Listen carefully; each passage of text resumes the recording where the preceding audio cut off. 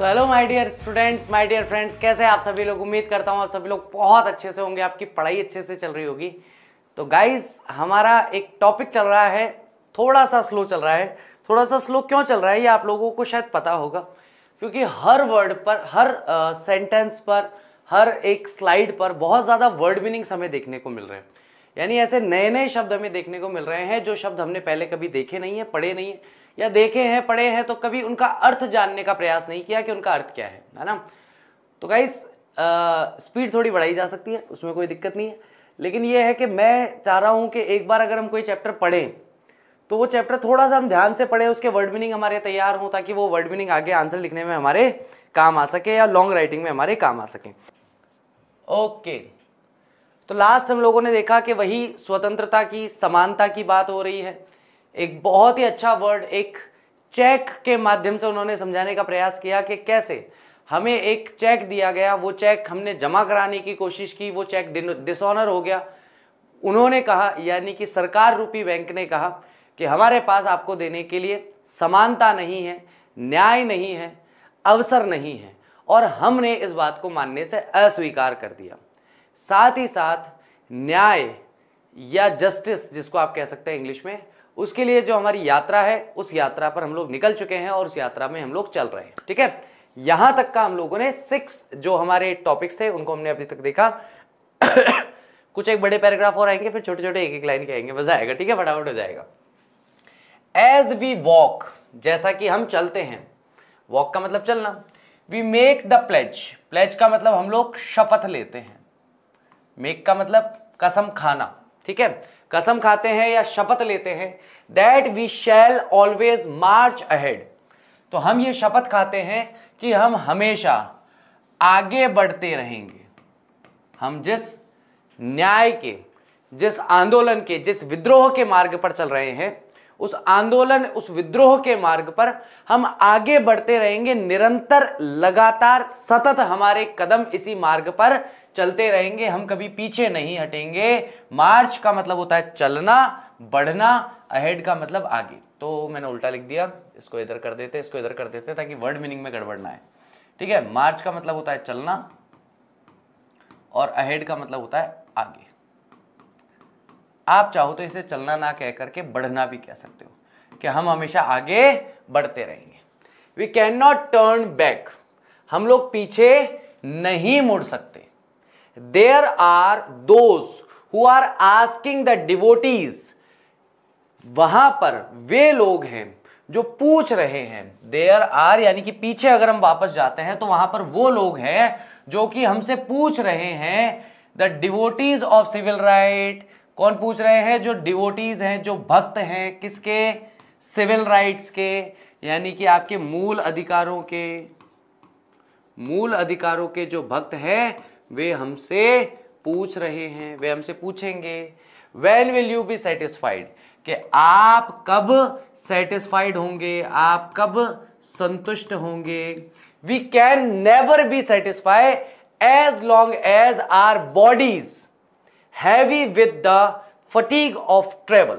और हमारा उनको जवाब होगा, यानी कि हम श्वेत लोगों के पास वापस पलट के जाएंगे तो वो हमसे पूछेंगे कि भैया तुम्हें क्या चाहिए, तुम्हारे लिए ऐसा क्या कर दें कि तुम संतुष्ट हो जाओ, तुम्हारे लिए ऐसा क्या कर दें कि तुम्हारे मन को संतोष मिले। और इस पर हम उन्हें जवाब देंगे, we can never be satisfied, हम कभी भी संतुष्ट नहीं हो सकते। नेवर का मतलब कभी नहीं, हम कभी भी संतुष्ट नहीं हो सकते। कब तक? As long as, as long as का मतलब होता है जब तक आर बॉडीज, हमारे जो शरीर हैं, हमारी बॉडीज जो हैं, heavy with the fatigue of travel, यानी कि जो भारीपन हमें महसूस हो रहा है, किस वजह से? थकान की वजह से। और किस चीज की थकान है? तो ये यात्रा जो हम पिछले 100 सालों से कर रहे हैं, उस यात्रा की थकान से। Can not gain lodging in the motels of highways, कि भाई हमें लॉजिंग नहीं मिलती, यानी कि हमें निवास नहीं दिया जाता। कहाँ निवास नहीं दिया जाता? तो एक तरीके से आप इसको होटल मान लो, मोटेल्स वो होटल को ही कहते हैं, है ना। हाईवे के किनारे पर बहुत सारे ऐसे जगह रहती हैं जहां पर केवल खाने की व्यवस्था होती है, जहां पर केवल खाने की और रहने की व्यवस्था दोनों होती है। तो ऐसी व्यवस्थाएं जहां पर, ऐसे होटल जहां पर खाना और रहना दोनों मिले, उन्हें मोटेल कहा जाता है। तो heavy with the fatigue of travels और कैन नॉट गेन, और हम लोग निवास नहीं प्राप्त कर सकते हैं मोटेल्स के अंदर, ऑफ द हाईवेज, जो हाईवे पर होटल्स मोटेल्स बने हुए हैं वहां पर, and the hotels of the cities, और जो होटल्स हैं शहरों के। तो मोटेल और होटल में जब तक हमें रहने के लिए, निवास करने के लिए स्थान नहीं मिल जाता, हम कब तक सेटिस्फाई नहीं हो सकते? जब तक हर आम आदमी, अगर कोई भी श्वेत आदमी है, किसी मोटेल में खाना खाना चाहता है, रुकना चाहता है, तो रुक सकता है। किसी शहर के किसी होटल में खाना खाना चाहता है, रुकना चाहता है, ठहरना चाहता है, विश्राम करना चाहता है, आराम करना चाहता है, अपनी यात्रा की थकान को उतारना चाहता है, तो कर सकता है। लेकिन ये लोग नहीं कर सकते। We can not be satisfy as long as the negro's basic mobility is from a smaller ghetto to a larger one. हम तब तक संतुष्ट नहीं हो सकते, we can not be satisfy, जब तक, एज लॉन्ग एज, जब तक ऐसा नहीं हो जाता द नीग्रोज, अश्वेत लोग जो हैं, बेसिक मोबिलिटी, बेसिक मोबिलिटी मतलब मूलतः एक स्थान पर दूसरे स्थान पर जाना। मोबिलिटी का मतलब है किसी स्थान पर जाना, आना जाने के अर्थ में होता है, ठीक है। तो नीग्रोज की जो बेसिक मोबिलिटी है कि एक छोटे से गेटो से एक बड़े गेटो में जा सकें। एक छोटा सा गेटो, अब देखो यहां पर गेटो शब्द जो है या घेटो शब्द जो है आप चाहो तो इसको गेटो कह लो, गेटो कह लो, गेटो कहते हैं वैसे, है ना। तो गेटो का मतलब है यहां पर कि एक ऐसा स्थान जो कि बाकी के समृद्ध या विकसित स्थान की तुलना में बहुत ही ज्यादा पिछड़ा हुआ हो। किसी भी शहर का छोटा सा वो भाग जो अविकसित है, उसे घेटो कहा जाता है, ठीक है। तो यहां पर जब तक एक नीग्रो एक स्थान से दूसरे स्थान पर नहीं जा सकता, वो किस स्थान से किस स्थान पर जाना चाह रहा है, एक स्मॉलर गेटो से एक लार्जर गेटो में जाना चाह रहा है, यानी कि एक अविकसित स्थान से एक ऐसे स्थान से जिस स्थान पर उसके लिए मूलभूत आवश्यकताओं की चीजें भी अवेलेबल नहीं है, उपलब्ध नहीं है, वहां से वह एक बड़े शहर की ओर जाना चाहता है जहां ज्यादा उसे ना मिले, मूलभूत एक जीवन जीने के लिए जो मूलभूत चीजें चाहिए उसका अभाव उसे महसूस ना हो, या उसका अभाव उसके जीवन में ना रहे। We can not be satisfied, हम लोग संतुष्ट नहीं हो सकते, as long as a negro in Mississippi can not vote and a negro in New York believes he has nothing for which to vote। बहुत ही प्यारी बात कही, बहुत ही शानदार सेंटेंसेस, पूरे के पूरे चैप्टर में से एक बहुत अच्छा वाक्य है कि भैया हम तब तक सेटिस्फाई नहीं हो सकते जब तक एक अश्वेत आदमी जो मिसिसिपी में रहता है वह वोट नहीं दे सकता, उसे वोट देने का अधिकार नहीं है, उसे वोट नहीं दिया जाना चाहता है, कि कोई उसे अलाउ नहीं करता है कि भैया आप वोट दे लो, उसे वोट देने की अनुमति नहीं मिलती। और एक ऐसा नीग्रो जो कि न्यूयॉर्क शहर में रहता है, उसका ये विश्वास है, उसका ये मानना है, he has nothing for which to vote, उसके पास कुछ ऐसा है ही नहीं जिसके लिए वोट दे, क्योंकि ए बी सी या डी चारों में से किसी ने नहीं कहा कि पिछले 100 साल में अश्वेत लोगों का जो अधिकार हमें उन्हें देना था, जो अब तक नहीं दिया गया है, हम अश्वेत लोगों के अधिकारों के लिए कार्य करेंगे।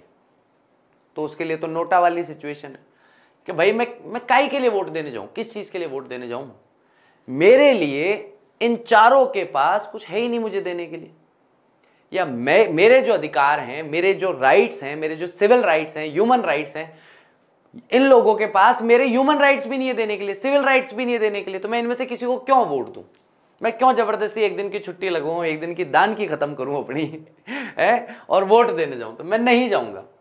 No no, we are not satisfied, नहीं नहीं, हम लोग संतुष्ट नहीं हैं, and we will not be satisfied until the justice rolls down, और हम तब तक संतुष्ट नहीं होंगे जब तक हमारे पास हमारा न्याय नहीं पहुंचता है, जब तक हमें न्याय नहीं प्राप्त होता है।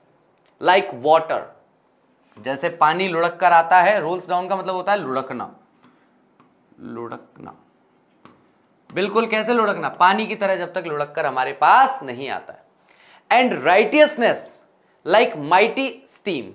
और राइटियसनेस मतलब होता है कोई भी चीज जो सही होना होता है, कि कोई भी चीज जो सही है, जब तक वो एक माइटी स्टीम की तरह, यानी कि एक महान या एक विशाल नदी की धारा की तरह, नदी की धारा की तरह जब तक ही हमारे पास चलकर न्याय नहीं आता है, जब तक सही चीज जो हमें हमारा अधिकार मिलना चाहिए, जब तक वो सही चीज नहीं आती है, तब तक हम संतुष्ट नहीं होंगे, तब तक हम सेटिस्फाइड नहीं होंगे। कुल मिलाकर के वापस वही बात आ गई, आप हमें हमारा जो अधिकार है वो दे दो, हमारे सिविल राइट्स दे दो। जैसे आप किसी भी होटल में रुक सकते हो, मोटल में रुक सकते हो, हमें भी रुकने का अधिकार होना चाहिए।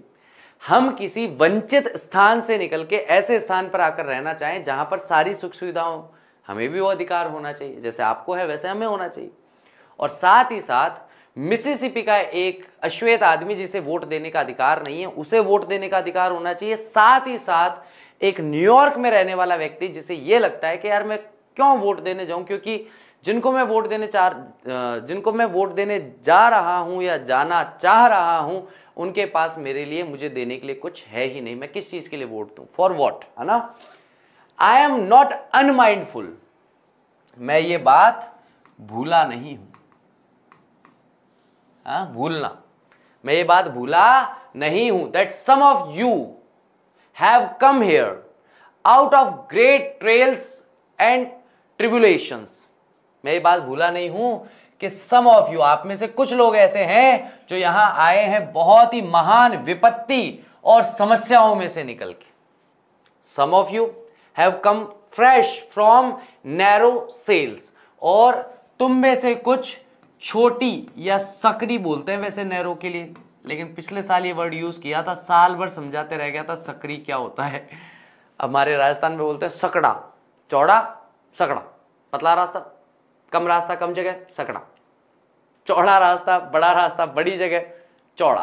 तो चौड़ा रास्ता सकड़ा रास्ता, चौड़ी गली सकड़ी गली, ठीक है, चौड़ा रूम सकड़ा रूम ठीक है, ऐसे समझ लो। तो सकड़ी या छोटी जो सेल्स हैं, जो कोठरियां हैं, उनसे निकल के आ रहे हैं, मतलब सीधा जेल से निकल के आ रहे हैं जी। Some of you have come from areas where your quest for freedom left you, battered by the storms of persecution and staggered by the winds of police brutality। आप लोगों में से कुछ ऐसे एरियाज, ऐसे क्षेत्रों से निकल करके आ रहे हैं जहां पर क्वेस्ट फॉर फ्रीडम, क्वेस्ट का मतलब वैसे होता है प्यास, भूख या प्यास कह सकते हो, कि स्वतंत्रता के लिए आपकी जो प्यास है, उस प्यास ने आपको छोड़ दिया है, लेफ्ट यू। कैसा छोड़ दिया? बैटर्ड, चकनाचूर हुआ by the storms of persecution, अत्याचार के तूफान से,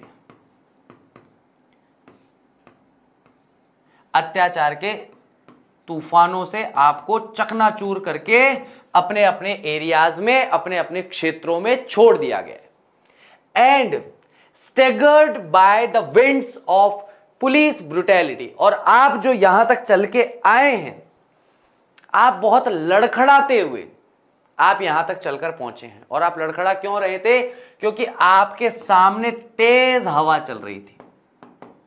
क्या चल रही थी? तेज हवा। और किस रूप में चल रही थी ये तेज हवा? तो पुलिस की जो क्रूरता है, पुलिस की जो ब्रुटैलिटी है, उसका सामना करते हुए आप आए हो।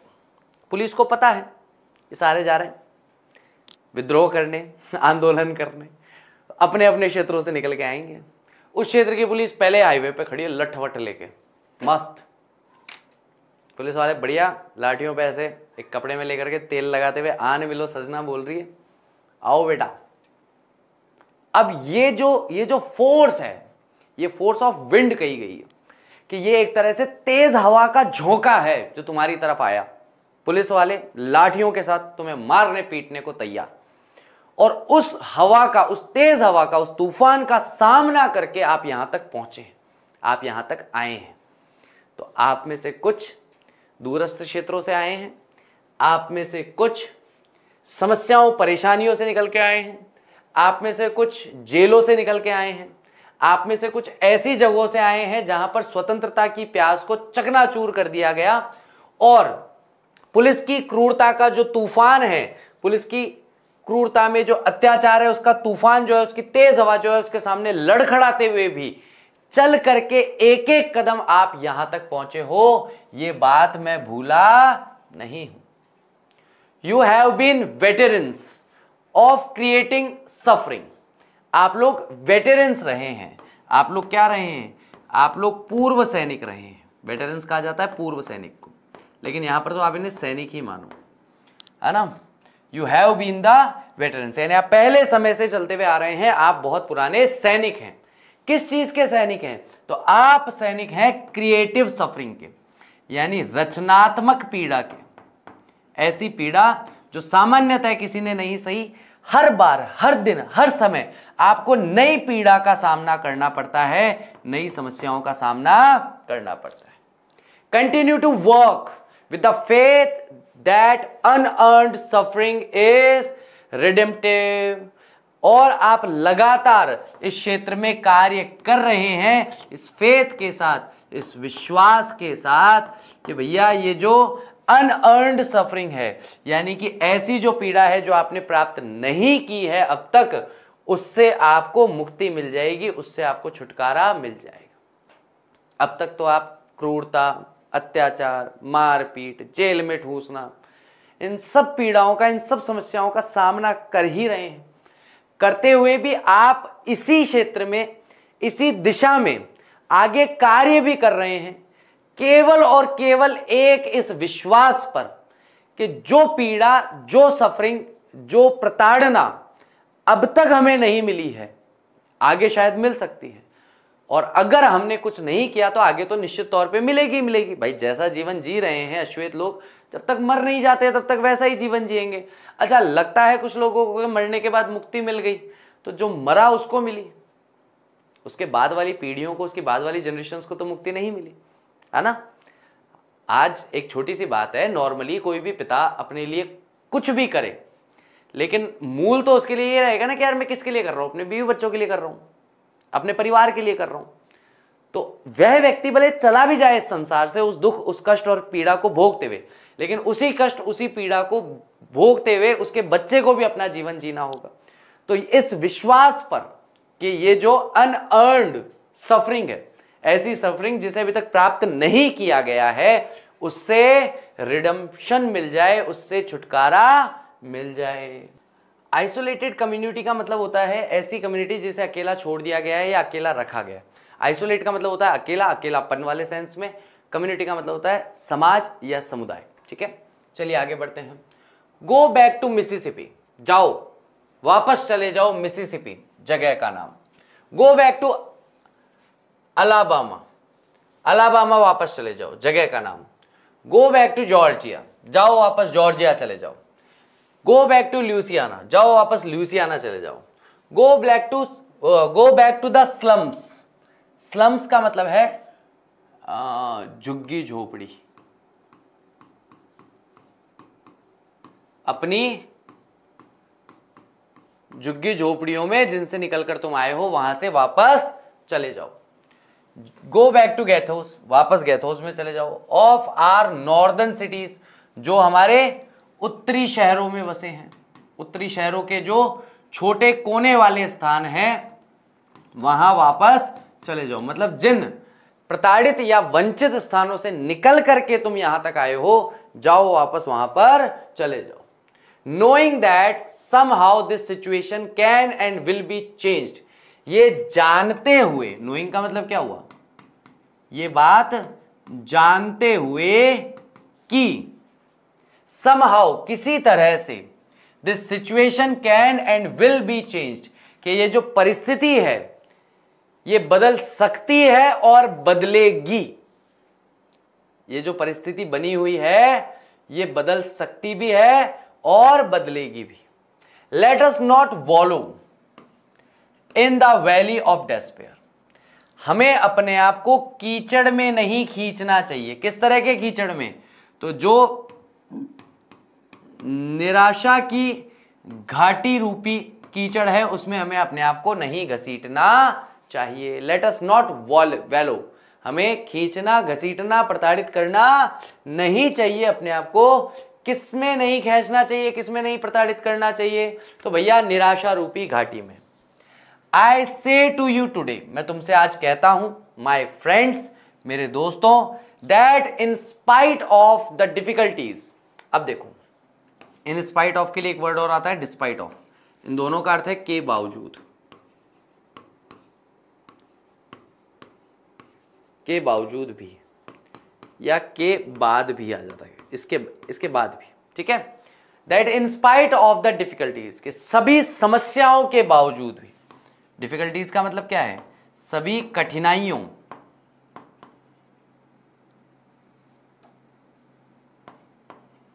सभी कठिनाइयों के बावजूद भी। फ्रस्ट्रेशन, फ्रस्ट्रेशन कहते हैं चिड़चिड़ाना, चिड़चिड़ाहट। सभी चिड़चिड़ाहट के बावजूद भी, ऑफ द मोमेंट, इस क्षण में जो आप महसूस कर रहे हैं, I still have a dream, मेरा अभी भी एक सपना है। It is a dream deeply rooted in the American dream, और ये जो मेरा सपना है इसने गहराई से जड़ें जमा रखी है एक अमरीकी सपने में। यानी कि एक सामान्य अमरीकी का जो सपना होता है, उसी सपने में मेरा एक सपना है, उस सपने ने भी गहरी जड़ें जमा रखी है, यानी गहराई तक जड़ें उसकी जमी हुई है। गहराई तक अगर आप देखोगे तो आपको एक ऐसा ड्रीम दिखाई देगा जो हर अमरीकी व्यक्ति का ड्रीम है, हर अमेरिका के व्यक्ति का ड्रीम है। I have a dream that one day this nation will rise up and live out of the true meaning of its creed.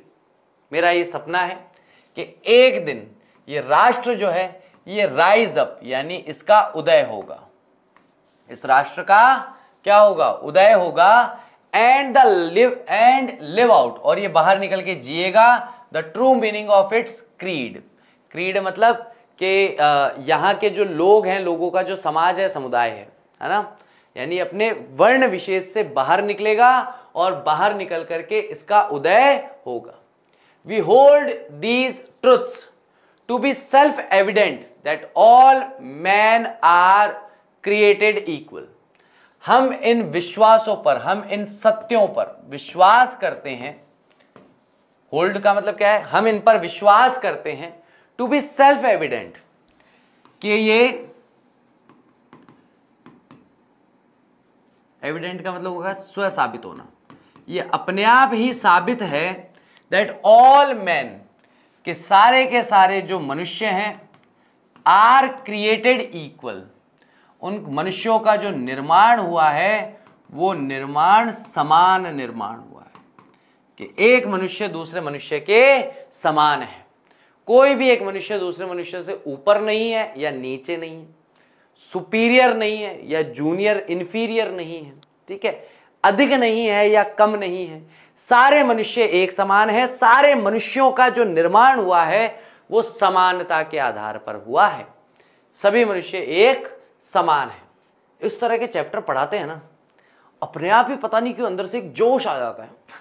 तो आवाज धीरे भी रखने की कोशिश करते हैं तो वो इतना जोर दे के बोल रहा है, बोल रहे हैं, वो इतना जोर दे के बोल रहे हैं कि मतलब मेरी खुद की आवाज ऊंची हो जाती है। कि मान लीजिए जैसे मतलब मुझे ऐसा फील आ रहा है कि मैं ही ये स्पीच दे रहा हूं, मेरे सामने 2.5 लाख लोग बैठे और 2.5 लाख लोग जो हैं वो अपने मूल अधिकार की लड़ाई लड़ने के लिए आए हैं। और ये लड़ाई आज शुरू नहीं हो रही, आज खत्म भी नहीं होगी, ये पिछले 100 सालों से चली आ रही। मतलब सोचो उस आदमी के दिमाग में क्या चल रहा होगा, कहाँ वो मेंटली कहाँ खड़ा होगा, मानसिक तौर पर, भावनात्मक तौर पर वो कहाँ खड़ा होगा।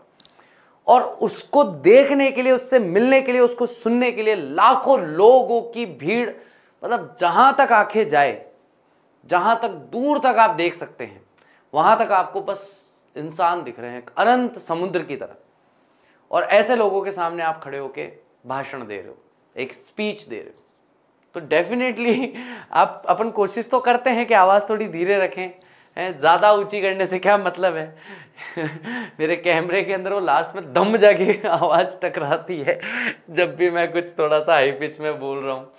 तो ये चीज़ तो है थोड़ी सी, लेकिन बढ़िया है। मतलब आपको इस चीज़ को महसूस करना चाहिए कि आप अगर कभी कहीं पर स्पीच देना चाहें, भाषण देना चाहें, तो किस तरीके से आपको अपना भाषण तैयार करना चाहिए कि लोग मंत्र मुग्ध होकर आपको सुने, है ना। शायद मेरी आवाज़ में वो इम्पैक्ट है नहीं लेकिन आपको अपनी आवाज़ को, अपने शब्दों का चयन ऐसा करना चाहिए जो बहुत ज़्यादा इम्पैक्टफुल हो, सामने वाले को प्रभावित करे।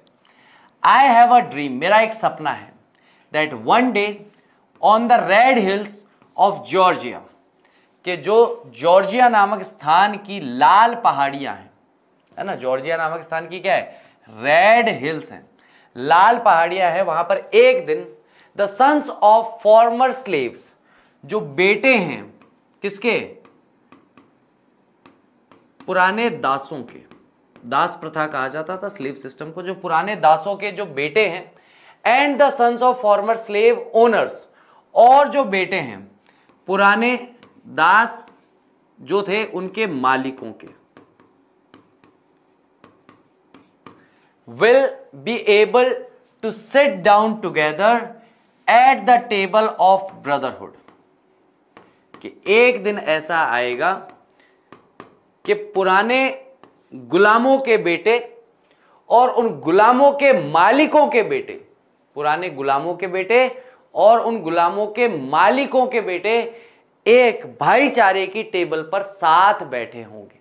एक टेबल होगी, भाईचारा रूपी टेबल, जो कहां होगी, वो होगी जॉर्जिया की रेड हिल्स में, जहां अपने पुरानी चीजों को भुला के कि कौन किस तरीके के परिवार से बिलोंग करता है, कौन गुलामों के परिवार से था, कौन गुलामों के मालिकों के परिवार से था, इस भेदभाव को भुला करके वे दोनों आपस में साथ में मिलकर एक टेबल पर बैठेंगे। ये मेरा सपना है। I have a dream that one day even the state of Mississippi, a desert state, मेरा एक सपना है कि एक दिन ऐसा होगा कि जो स्टेट है, जो राज्य है, किसका है, मिसिसिपी का, जो कि एक डेजर्ट स्टेट है, जो कि एक रेगिस्तान का स्टेट है। कैसा है, रेगिस्तान का स्टेट है। Sweltering with the heat of injustice, जो कि अन्याय की गर्मी से तप रहा है या जुलस रहा है, एंड अप्रेशन, और अत्याचार की गर्मी से जुलस रहा है। विल बी ट्रांसफॉर्म्ड, वह पूरा का पूरा क्षेत्र क्या होगा, बदल जाएगा, परिवर्तित हो जाएगा, into and oasis of freedom and justice, एक न्याय और स्वतंत्रता के मरुद्यान में। ओएसिस कहा जाता है मरुद्यान को, किसी भी रेगिस्तान का वो क्षेत्र जहां पर थोड़ा बहुत पानी आ जाता है और वहां पर एक उद्यान, एक बगीचा बन जाता है, ऐसी जगह को कहा जाता है मरुद्यान, है ना। मैं राजस्थान से हूं, हमारे यहाँ पर मरुद्यान बहुत प्रचलित है, क्योंकि रेगिस्तान में अगर आपको पेड़ पौधे मिल जाएं, कहीं पानी का सरोवर मिल जाए, तो वहाँ पर निश्चित तौर पर कोई भी रेगिस्तान में रहने वाला व्यक्ति थोड़ा सा आराम पा सकता है, थोड़ा सा आनंद पा सकता है। तो यहाँ पर कह रहे हैं कि मेरा एक सपना है। क्या सपना है, कि भैया मिसिसिपी का जो स्टेट है, जो कि एक डेजर्ट स्टेट है, डेजर्ट स्टेट किस मामले में है, डेजर्ट स्टेट इस मामले में है क्योंकि वहाँ पर अन्याय और अप्रेशन रूपी गर्मी जो है उससे वहाँ के लोग जुलस रहे हैं, उससे वहाँ के लोग तप रहे हैं, और वो स्थान एक दिन बदल जाएगा, और बदल करके क्या बन जाएगा, एक मरुद्यान बन जाएगा, यानी रेगिस्तान में एक बहुत बड़ा बगीचा बन जाएगा। और वो बगीचा किस रूप में होगा, स्वतंत्रता और समानता के रूप में होगा। I have a dream that my 4 children will one day live in a nation where they will not be judged by the colour of their skin. मेरा ये सपना है कि मेरे 4 बच्चे एक दिन एक ऐसे राष्ट्र में जिएंगे जहां पर कोई भी उन्हें जज नहीं करेगा। जज करने का मतलब होता है अनुमान लगाना,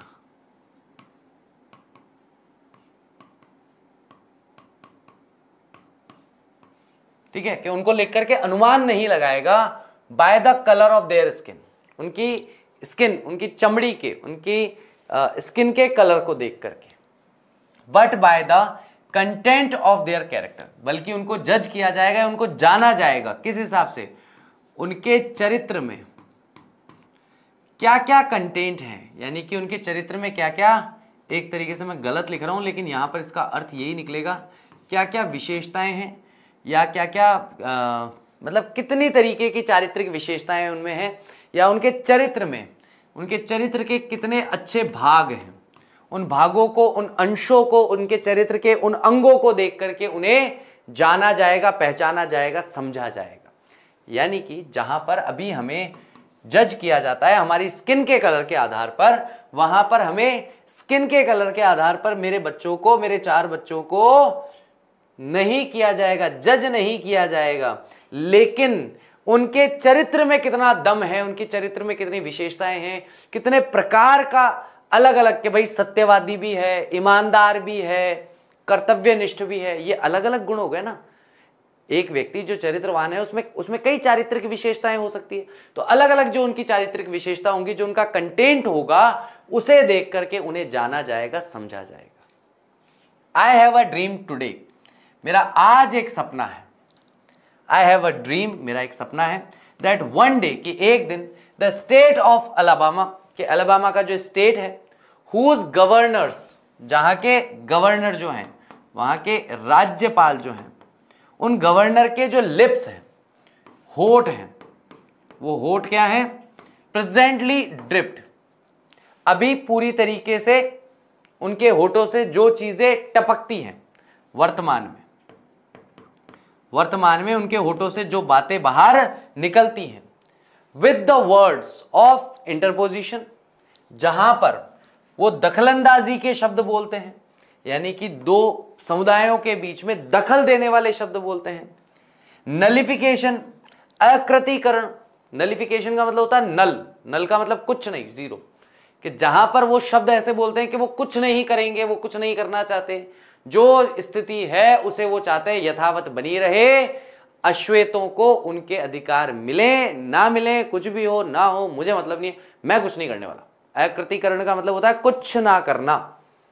नलिफिकेशन will be transformed into a suitable situation where little black boys, and वो एक दिन ट्रांसफॉर्म्ड हो जाएंगे, वो एक दिन बदल जाएंगे, वो एक दिन परिवर्तित हो जाएंगे, किसमें, एक ऐसी परिस्थिति में, एक ऐसी स्थिति में या परिस्थिति में, where little black boys and black girls will be able to join hands with little white boys and white girls and walk together as sisters and brothers, कि जहां पर छोटे छोटे काले या अश्वेत लड़के और अश्वेत लड़कियां जो है इस योग्य हो जाएंगे, इस लायक हो जाएंगे, इस चीज के लिए समर्थ हो जाएंगे कि वो हाथ मिलाकर, है, हाथ में हाथ डालकर, हाथ मिलाकर, हाथ पकड़कर, हाथ पकड़कर, हाथ पकड़कर,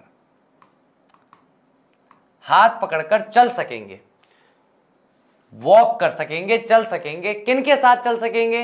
with the little white boys and white girls, छोटे छोटे जो श्वेत गोरे लड़के और श्वेत गोरी लड़कियां हैं उनके साथ, एज सिस्टर्स एंड ब्रदर्स, भाइयों और बहनों की तरह। यानी कि हमारे गवर्नर जो कुछ नहीं करना चाहते, कुछ भी नहीं होगा, वो कुछ नहीं करते हैं, कहीं कुछ नहीं बोलते हैं, दखलंदाजी करते रहते हैं, वो भी एक दिन ऐसी परिस्थिति में आ जाएंगे जहां उन्हें देखना होगा, सोचना होगा, समझना होगा कि छोटे छोटे काले लड़के लड़कियां, छोटे छोटे काले श्वेत सफेद लड़के लड़कियों के साथ हाथ में हाथ डालकर, हाथ पकड़कर आराम से चल रहे हैं, भाइयों और बहनों की तरह। आई हैव अ ड्रीम टुडे, मेरा आज एक सपना है। I have a dream that one day every valley shall be exalted. Exalted का मतलब है यहां पर उच्च स्थान पर पहुंचेगी, ऊपर उठेगी, ऊंचा होना होगा। एवरी हिल, हर एक पहाड़ी, माउंटेन, हर एक पहाड़, शैल बी मेड लो, वो सारे के सारे नीचे हो जाएंगे और घाटी ऊपर हो जाएगी। ये तो मैंने उस समय बताया था जब मैंने वो बताई थी क्या बोलते हैं इसकी पूरी summary. The rough places will be made plain, जो खुरदुरे स्थान है, कैसे स्थान है, रफ तो रफ होते हैं, खुरदरे लिख देता हूं, जो खुरदरे स्थान हैं वो बिल्कुल कैसे हो जाएंगे, प्लेन हो जाएंगे, सपाट हो जाएंगे। एंड द क्रुक्ड, और मुड़े हुए places will be made straight, crooked का मतलब है मुड़े हुए, तो जो मुड़े हुए स्थान हैं वो बिल्कुल कैसे हो जाएंगे, सीधे हो जाएंगे। And the glory of Lord shall be revealed, और भगवान की जो ग्लोरी है, भगवान या ईश्वर की जो ग्लोरी है उसे खुलकर गाया जाएगा। And all flesh shall see it together, flesh का मतलब वैसे होता है मांस, लेकिन यहां पर है मनुष्य, कि जितने भी मनुष्य हैं, जितने भी इंसान हैं, वो साथ मिलकर उसे देखेंगे। यानी कि असंभव कार्य, असाध्य कार्य जो है वो साध्य हो जाएगा, असंभव कार्य जो है वो संभव हो जाएगा। कैसे हो जाएगा, तो वैसे तो पहाड़ ऊपर होता है, घाटी नीचे होती है, तो यहां पर ये कह रहे हैं कि पहाड़, चोटियां, पहाड़ियां, ये सारी की सारी चीजें नीचे हो जाएंगी और घाटियां ऊपर हो जाएंगी। जो खुरदरे स्थान है वो सपाट हो जाएंगे, जो मुड़े हुए रास्ते हैं, जो मुड़े हुए स्थान है वो सीधे हो जाएंगे, और भगवान की, ईश्वर की महिमा का गान हम सभी मिलकर के साथ में करेंगे। ऐसा दिन, ऐसा क्षण, ऐसा समय जरूर अवश्य आएगा। ठीक है, कल हम इस चैप्टर की जो line to line, word to word जो डिस्क्रिप्शन है उसको कंप्लीट करने वाले हैं। साथ ही साथ जब ये खत्म हो जाएगा उसके बाद मैं आपके लिए कुछ कीवर्ड्स लाने का प्रयास करूंगा, या तो वो एप्लीकेशन पे आएंगे या इसी पे आएंगे। मैं वापस एक बार इस चैप्टर को पूरा आपको बताऊंगा, लेकिन ऐसे line to line, word to word नहीं, जैसे भाषण देते हैं वैसे सामने खड़े होकर। मेजर पॉइंट्स पे हम बात करेंगे कि क्या क्या बात यहाँ पर किंग मार्टिन लूथर ने की है, इस बारे में हम एक बार फिर से बात करेंगे। थोड़ा सा कॉम्प्लिकेटेड चैप्टर है, मैं समझ रहा हूँ, थोड़ा सा घुमा हुआ चैप्टर है, समझ में नहीं आ रहा क्या पढ़ें क्या नहीं पढ़ें, क्या याद करें क्या नहीं करें, क्या इसमें से क्या क्वेश्चन बनेगा क्या क्वेश्चन नहीं बनेगा, कैसे करें कैसे नहीं करें, 50 तरह की समस्याएं दिमाग में चल रही होंगी। डोंट वरी, परेशान नहीं होने का, भाई है ना, सब बढ़िया हो जाएगा। ठीक है, मैं हूं ना, सब अच्छा करेंगे, डोंट वरी अबाउट दैट। बस अपनी तरफ से प्रयास करना, अध्ययन करना, पढ़ाई करना शुरू कर दो, लापरवाही छोड़ दो। टाइम नहीं है और मौका नहीं है, दस्तूर नहीं है, ज़माना नहीं है, छोड़ दो, अब छोड़ दो लापरवाही। ठीक है, 1 महीना जैसा तुम रहे, मैंने तुम्हें कुछ नहीं कहा, अब ऐसा नहीं चल पाएगा, अब थोड़ा सा गंभीर होना पड़ेगा पढ़ाई को लेकर। ठीक है, उम्मीद करता हूँ आज का लेक्चर अच्छे से समझ में आया होगा, अच्छे से एंजॉय किया होगा। Thank you very much, I will see you tomorrow, till then take care of yourself, bye bye, I will see you soon, bye.